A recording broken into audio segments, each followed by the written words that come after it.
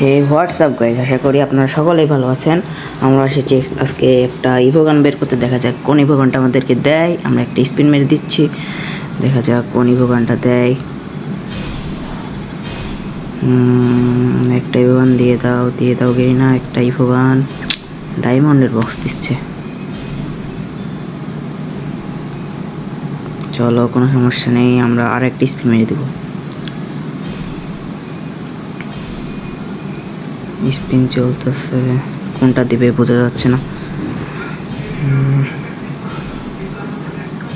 আরে voucher token দাও কেন ভাই? ভাউচার টোকেনকে আমি ভাতে দিয়ে খাবো? বেশ, দেখি কত ডায়মন্ডে দেয়। মোট 600 ডায়মন্ডের আমি স্পিন মারছি, দেখা যাক কত ডায়মন্ডে দেয়। এই স্পিনটাতে তো দিয়ে দাও গেই না। অ্যাড দিচ্ছে কিটা, এটাতেও দিল না। চলো গাইস, আমরা পরবর্তী স্পিন করে দিচ্ছি, দেখি কোনটা দেয়।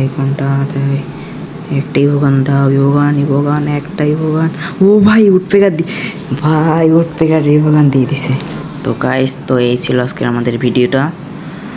চ্যানেলে নতুন হয়ে থাকলে আপনারা একটু সাবস্ক্রাইব করে দিবেন। আমরা কিন্তু 400-500 সাবস্ক্রাইবারের খুব কাছাকাছি। তো গাইস, আজকে বিদায় নিচ্ছি।